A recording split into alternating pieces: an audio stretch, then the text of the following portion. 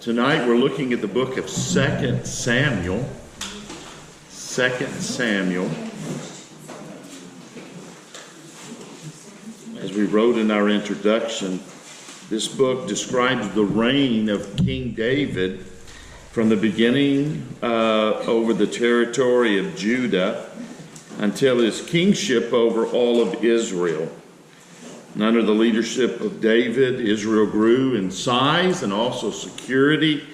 This book recounts not only the victories and the valor of this great king, but also the sin and the sadness of his failures.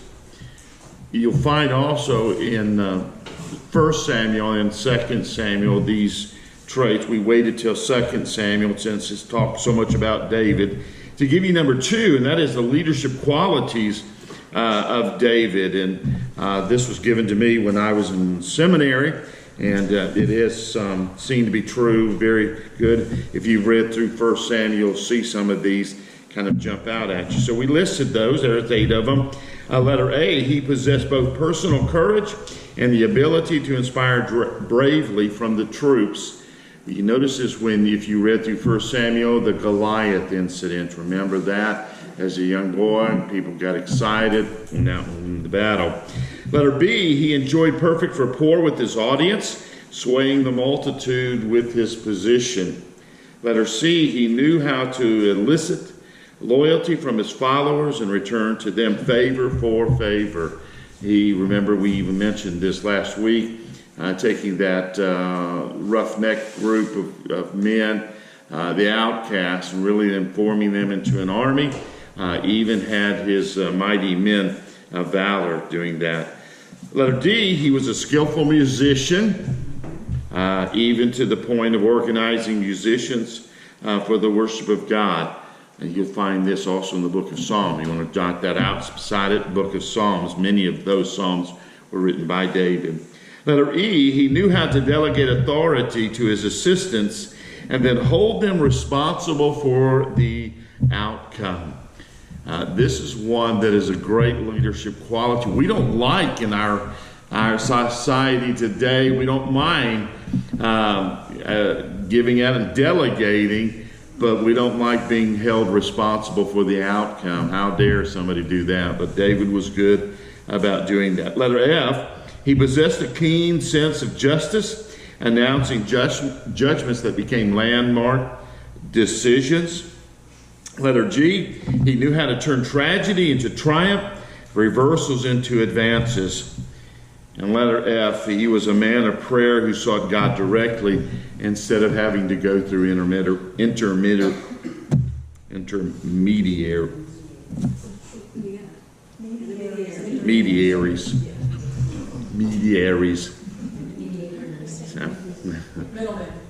Yeah, there you go.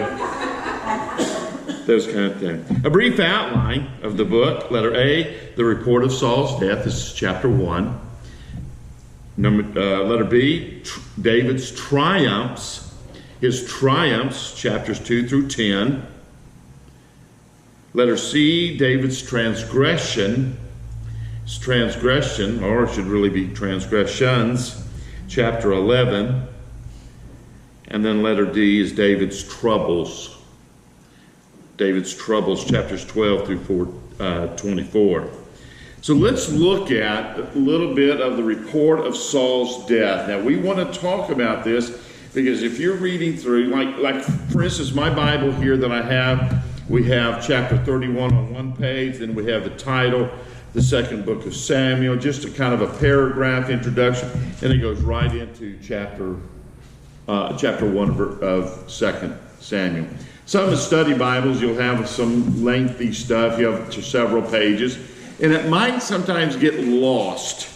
But when you read something like we're just about to read, I'm going to read this passage, there might be some questions that you have. Also, it is one of those things that people bring up who don't want to take the Bible literally, who don't want to take the Bible seriously and believe in God.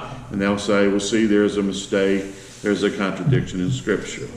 In 1 Samuel chapter 31, beginning with verse 2, it says this, And then the Philistines followed hard after Saul and his sons, And the Philistines killed Jonathan, Abinadab, and this other guy, anyway, Saul's son. I can't ever say that guy's name.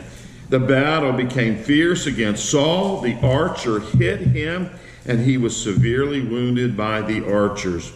Then Saul said to the armor-bearer, "Draw your sword and thrust me through with it, lest these uncircumcised men come and thrust me through and abuse me." But his armor-bearer would not, for he was greatly afraid. Therefore Saul took a sword and fell on it. And when his armor-bearer saw that Saul was dead, he also fell on his sword and died with him. So Saul, 3 sons, his armor-bearer, and all the men died together that same day. Okay? Chapter 1, verse 1. 2 Samuel. Now it came to pass after the death of Saul that David had returned from the slaughter of the Amalekites, and David had stayed 2 days in Ziklag. And on the 3rd day, behold, it happened that a man came from Saul's camp with his clothes torn and dust on his head. And so it was that when he came to David, that he fell to the ground and prostrated himself. And David said to him, "Where have you come from?" And so he said, "I have escaped from the camp of Israel." Then David said to him, "How did the matter go? Please tell me." And he answered, "The people have fled from the battle. Many of the people are fallen and dead. Saul and Jonathan, his son, are dead also." So David said to the young man who told him, "How do you know that Saul and Jonathan, his son, are dead?" And then the young man who told him said, "As it happened by chance to be in Mount Gilboa, there was Saul leaning on a spear, and indeed the chariots and the horsemen followed hard after him. Now when he looked behind him, he saw me and called to me, and I answered, 'Here am I.' And he said to me, 'Who are you?' So I answered him, 'I am an Amalekite.' And he said to me again, 'Please stand over me and kill me, for anguish has come upon me, but my life still remains in me.' So I stood over him and killed him, because I was sure that he would not live after he had fallen. And I took the crown that was on his head and the bracelet that was on his arm, and I have brought them here to my Lord." See a problem? Yes. Okay. How do you deal with that? They both can't be right. Correct? So how do we interpret that? And again, somebody might be saying, well, see, there's contradictions in the scriptures. What we do is, and what I did is just look at point number 1. Letter A is the report of Saul's death found in 1 Samuel. Just read that, chapter 31, verses 2 through 6. Letter B is the report of Saul's death in 2 Samuel. And there is a contradiction. Apparently, this man is lying. Okay? Notice that he is an Amalekite. Do you remember much about the Amalekites? 1 Samuel? Amalekites were told by God, told Saul and the men to go and to kill everyone, kill all the men, women, children, all the animals. It was to be a holy war. It was to be, that was the sacrifice that God was requiring of Israel, to go in and utterly destroy all the Amalekites. And remember, he kept king and some sheep and some cattle, and Samuel says, as he's come back, I've done what the Lord, or Saul comes back and says to Samuel, I've done everything that the Lord wants me to do. And Samuel says, well, and why do I hear the lowing of cattle and the bleating of sheep? Well, I've come to offer those as a sacrifice. You understood, though, that by killing them in this holy war, that was to be the sacrifice. So we have an Amalekite who sees Saul as an enemy because he killed a lot of his people. Also probably thought, since Saul was trying to kill David, that David would count Saul as an enemy. And so he lies about it. Hey, this is what I've done. Here's the crown. here's the bracelet, reward me. And what happens is God, well, ultimately David doesn't reward him, even to all Israelites to have your king killed. That would be a major thing. So David ordered one of his men to kill this Amalekite. He says for destroying and killing the Lord's anointed. But if you understand it and you read across it, and somebody wants to say, here, there's a contradiction. No, just the guy lied. Okay? And that's what was reported to him. So if you read through that and you ever wondered, that's kind of what's going on. So we have the death of Saul at number 1. Roman numeral 2 is the triumphs of David. And there are 3 really classifications of them. Number 1, or letter A, is a political triumphs of David. After the death of Saul, David is going to be king. He becomes, first of all, reigns as king, number 1, in Hebron in Judah. He reigns there for 7.5 years. Abner is the captain of Saul's army. Abner takes a son of Saul called Ishbosheth and makes him king in Saul's place. So now we have a divided kingdom, so to speak.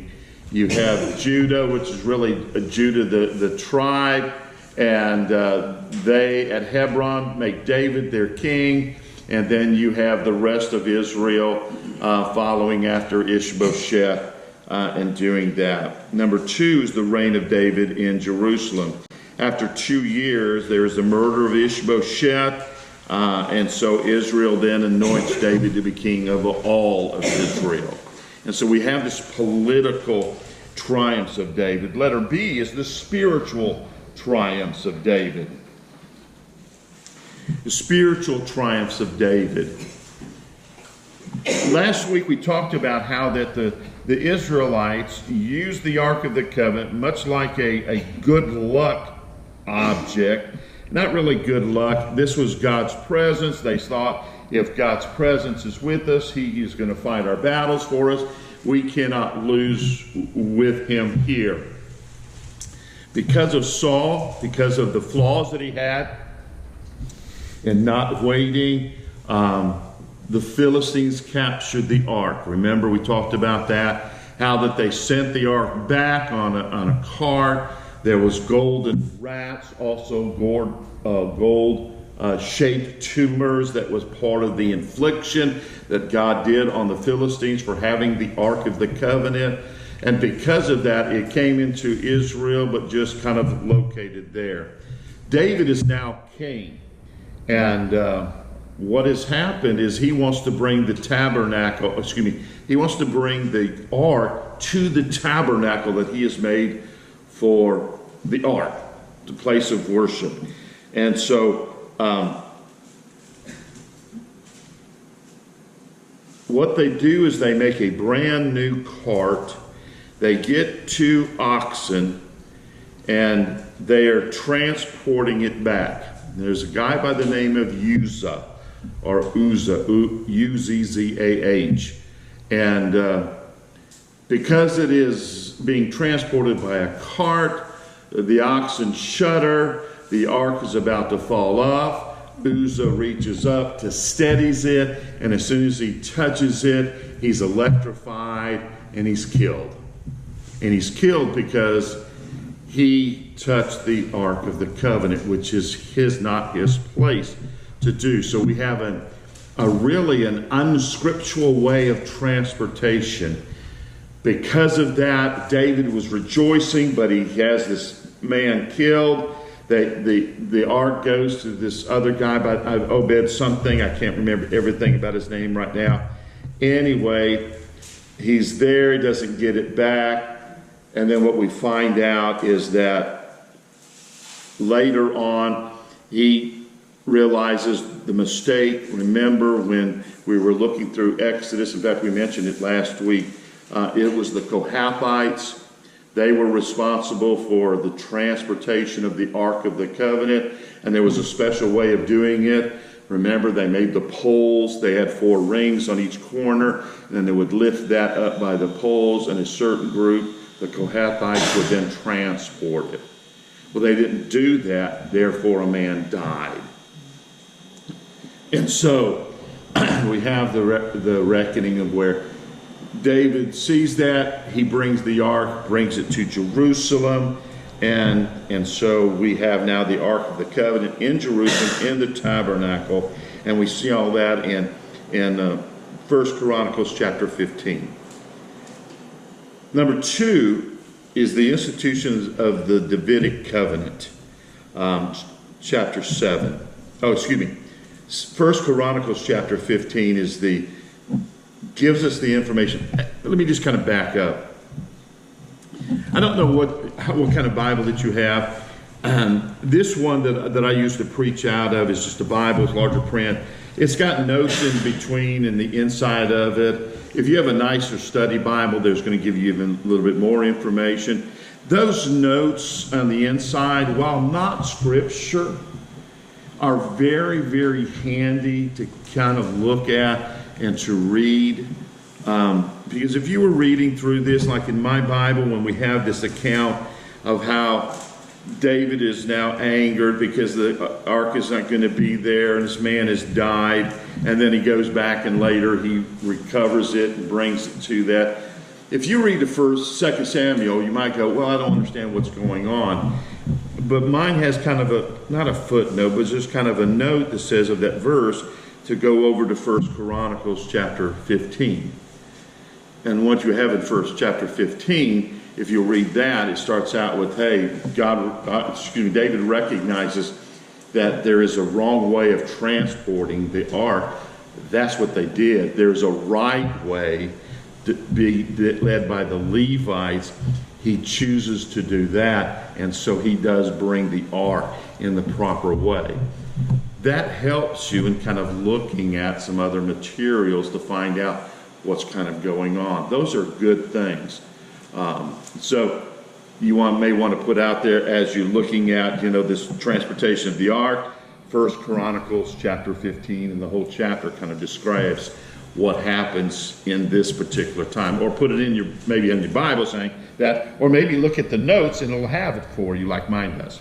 Okay? Just a good study habit, just to kind of check out what you're going to go on. Number 2 is the institution of the Davidic covenant. That's chapter 7.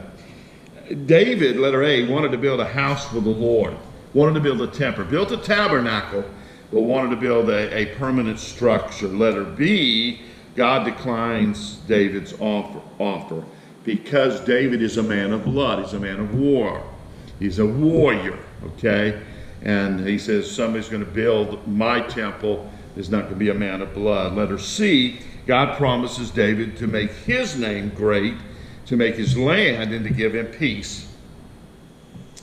Letter D, and then God promises to perpetuate David's kingdom or dynasty. Letter E, God declares that David's son will build the temple, a temple. And so David responds to the promises of God, last of all, with praise and adoration. You'll read in there that also he was acquiring all the materials that was necessary for his son to build the temple.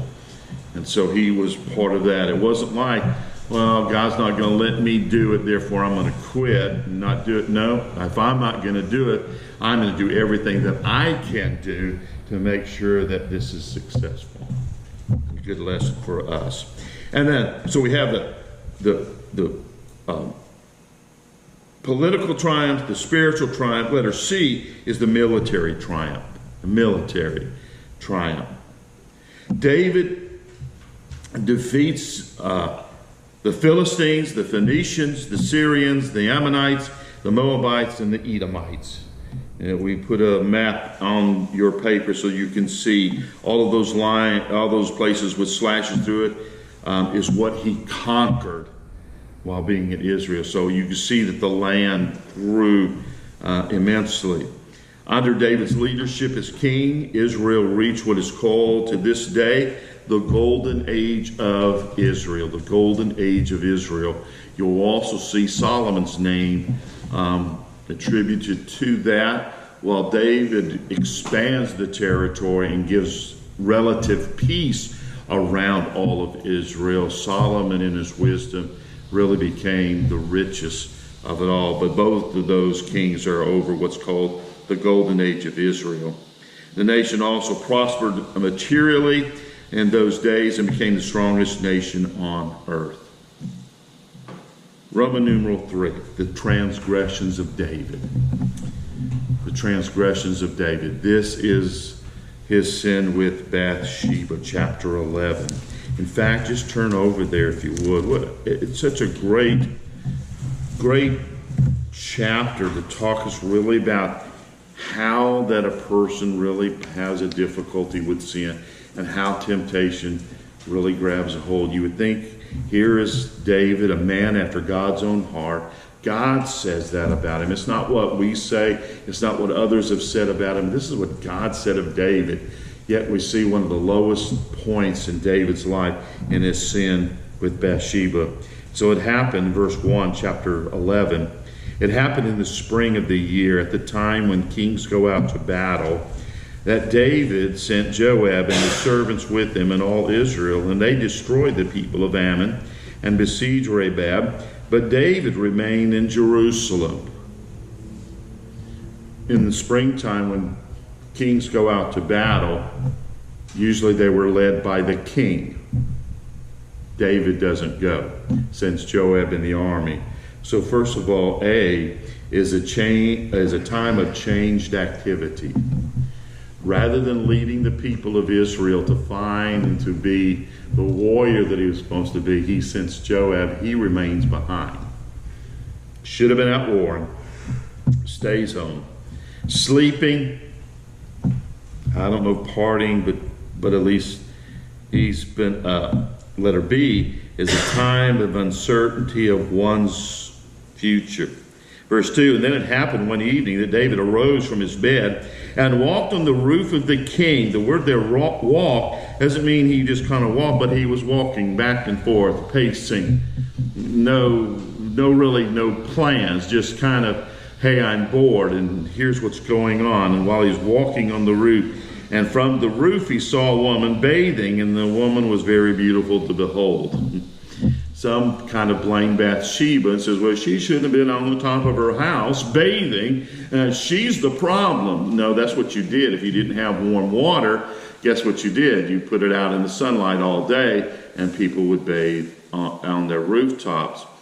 Because David is in his palace, which is the highest place, because it's his palace, he's able to see down on everything that is going on. So if he wasn't at home, had been on at battle where he should have been, he would have never saw Bathsheba, never had to sin. But because he's not doing what he's supposed to be doing, he's pacing, no activity. So he is at letter C, a time of searching and looking. Okay?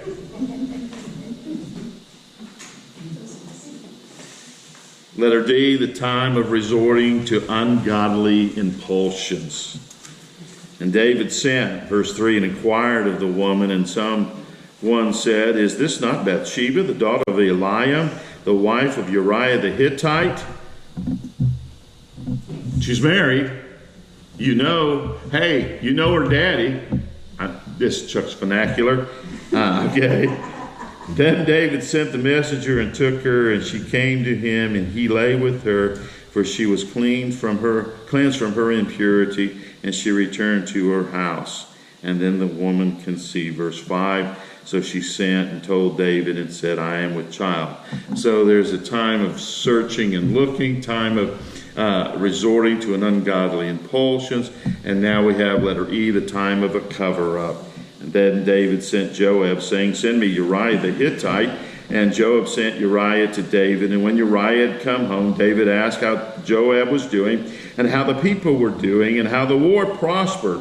And David said to Uriah, go down to your house, wash your feet. So Uriah departed from the king's house, and a gift of food and the king from the king followed him. So basically David's saying, hey, she's pregnant.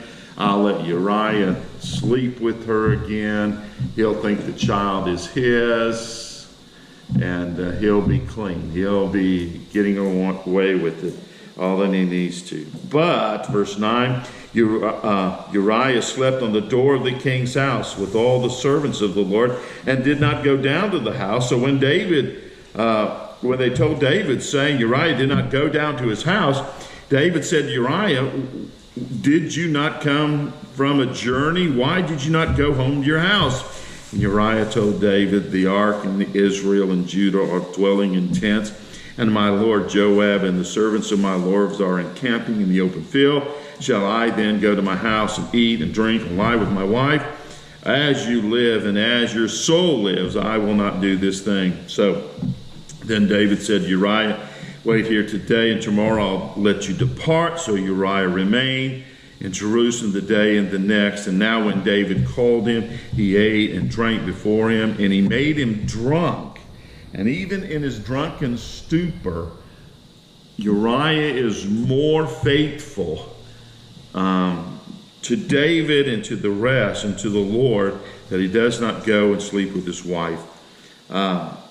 And so what he does is, you know, that he sends a letter to Joab telling you, put Uriah in the hottest part of the battle.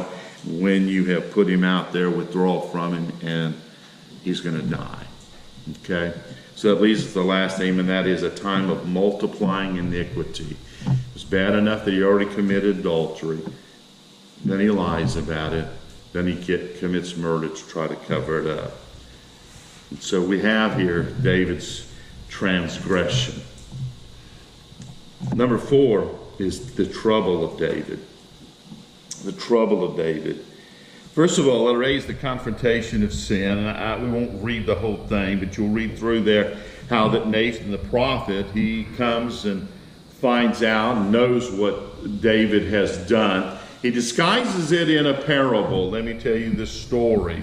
And the story is of is a very poor farmer, has one lamb, and treat it like a pet, and he has up on the hill, his boss or master has many sheep, and a guy comes in visiting the rich man, and rather than taking one of his lambs to kill and prepare for his friend, he goes down to the poor family that has only the one lamb, kills and gives that to his friend, and David is enraged by this.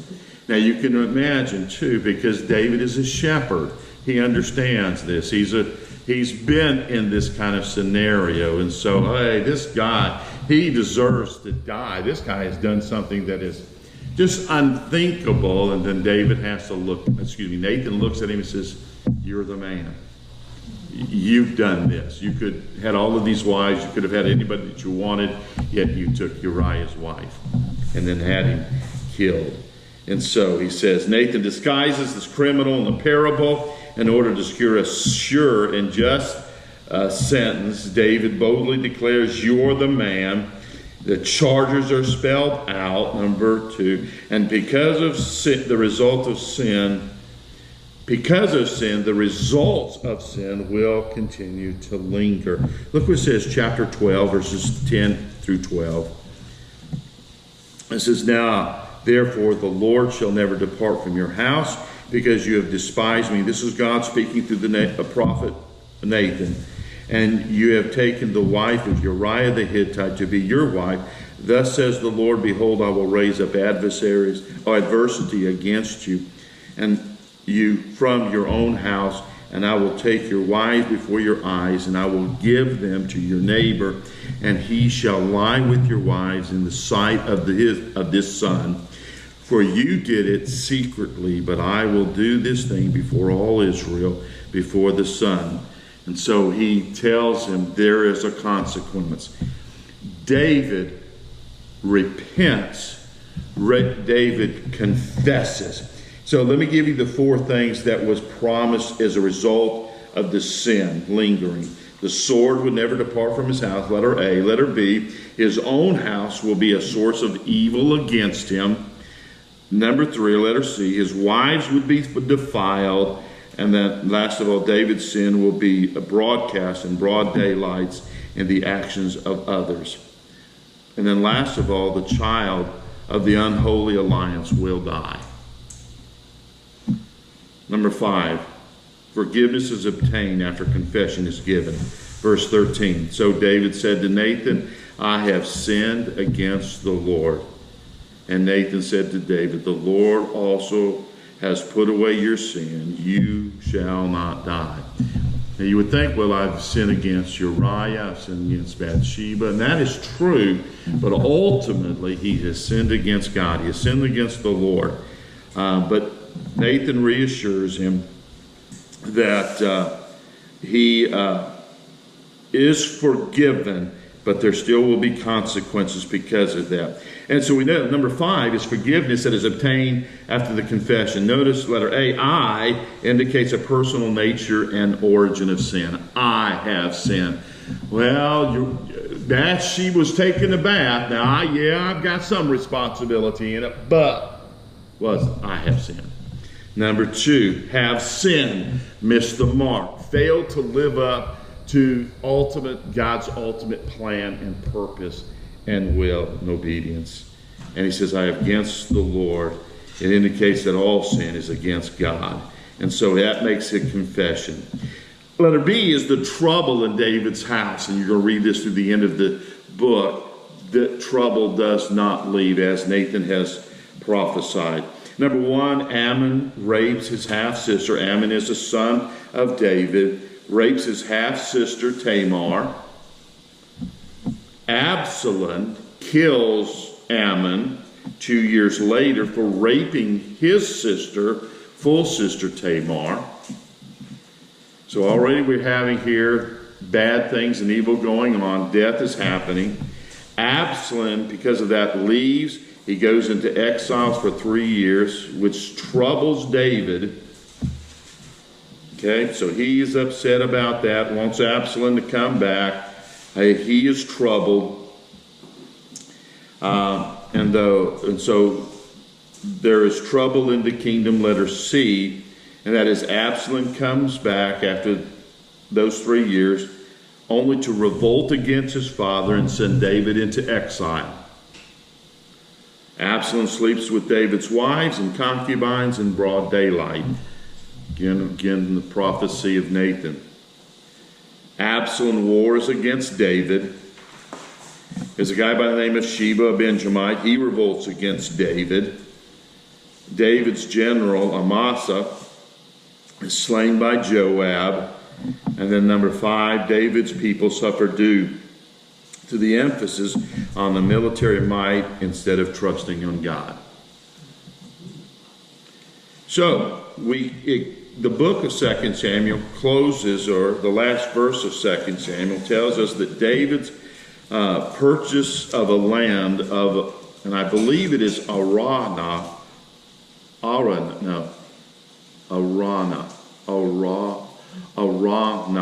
believe that's it. In fact, if you look over what it has to say, chapter 24, and it says, then the king said, verse 24, chapter 24, verse 24, then the king said to Arana, no, I will surely buy it from you for a price. This is a threshing floor.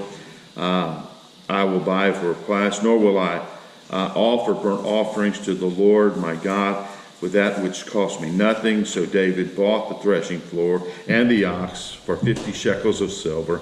And David built there an altar, verse 25, to the Lord, and offered burnt offerings and peace offering. So the Lord heeded the prayers of the land, for the land, and the plague was withdrawn from Israel. And that's how it ends. What we notice out of that this is the spot on which Solomon is going to build this temple. We record there, 2 Chronicles chapter 3, verse 1, says, now Solomon began to build the house of the Lord at Jerusalem on Mount Moriah, where the Lord had appeared to his father David, at the place that David had prepared on the threshing floor of Ornan, the Jebusites. Ornan and Arana, I think is how you pronounce it, if I'm not mistaking it. are the same person. Okay? So don't get the names mixed up. Solomon, there's another place, there is the same place. And so that's how the book of 2 Samuel ends. Okay?